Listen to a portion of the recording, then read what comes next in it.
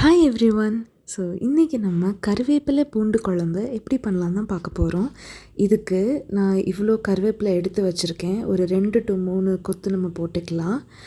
அதுக்கப்புறம் ஒரு பவுல் நிறையா சின்ன வெங்காயம் உரித்து க்ளீன் பண்ணி வச்சுருக்கேன். இதில் ஒரு 2 கைப்பிடி போட்டுக்கலாம். அப்புறம் ஒரு 6லேருந்து 10 ரெட் சில்லிஸ் எடுத்திருக்கேன். இதெல்லாம் சின்ன சைஸில் இருக்கிறனால நான் இவ்வளோ எடுத்திருக்கேன்.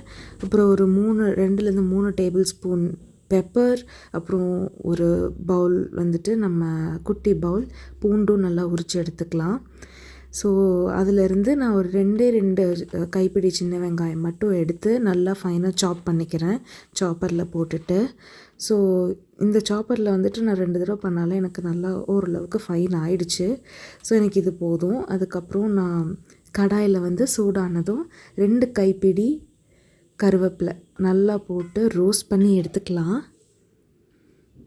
அதை தனியாக ஒரு பிளேட்டில் மாற்றிட்டு திரும்ப அதே கடாயில் நம்ம எடுத்து வச்சுருந்த ரெட் சில்லிஸையும் போட்டு நம்ம வதக்கி விட்டுக்கலாம்.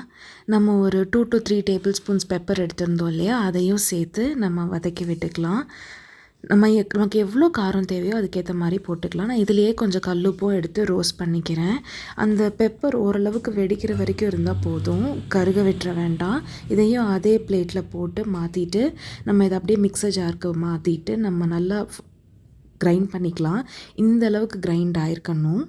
ஸோ அதை கிரைண்ட் பண்ணி எடுத்து வச்ச பிறகு அதே கடாயில் நமக்கு எவ்வளோ நல்லெண்ணெய் வேணுமோ விட்டுக்கலாம். இதில் 1 டீஸ்பூன் கடுகு, 1/2 டீஸ்பூன் வெந்தயம், அப்புறம் நம்ம எடுத்து வச்சிருந்த சாப்ட் அனியன்ஸ் அதையும் சேர்த்து நல்லா வதக்கி விட்டுக்கலாம்.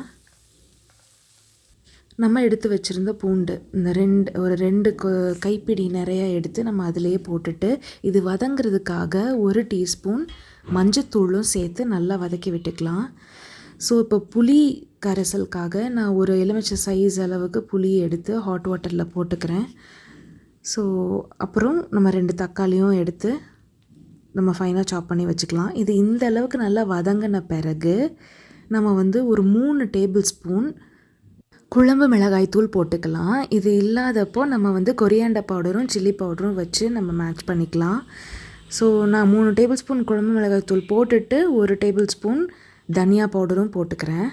போட்டு வதக்கி விட்டுட்டு நம்ம கிரைண்ட் பண்ணி வச்சுருந்த பவுடரும் சேர்த்து போட்டு நம்ம நல்லா கலந்து விட்டுக்கலாம்.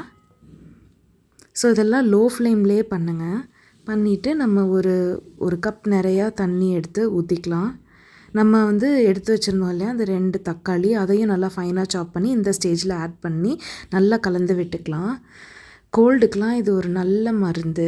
இப்போ தேவையான அளவு உப்பு சேர்த்து நம்ம மூடி போட்டு வேக வச்சுக்கலாம். இது நல்லா எண்ணெய் பிரிஞ்சு வரணும். பாருங்கள், நம்ம ஒரு 2 நிமிஷம் மூடி போட்டு வேக வச்சதுக்கு எவ்வளோ அழகாக எண்ணெய் பிரிஞ்சு வந்திருக்குன்னு. ஸோ இந்த ஸ்டேஜில் நம்ம கரைச்சி வச்சுருக்கோம் இல்லையா புளி, ஸோ அந்த புளி கரைசலையும் சேர்த்து நம்ம நல்லா கலந்து விட்டுட்டு திரும்ப மூடி போட்டுட்டு ஒரு 2 மினிட்ஸ் போதும். அதுக்குள்ளே பாருங்கள் எவ்வளோ தலன்னு வந்திருக்குன்னு. இது உடம்புக்கும் அவ்வளோ நல்லது. இருமல் சளி எல்லாம் வீட்டில் யாருக்காவது இருந்தால் கண்டிப்பாக பண்ணி கொடுங்க. சூடான சாதத்துக்கு அப்பளம் வச்சு சாப்பிட்டா தேவாமிர்தமாக இருக்கும். ட்ரை பண்ணி பார்த்துட்டு மறக்காமல் எப்படி இருந்ததுன்னு சொல்லுங்கள்.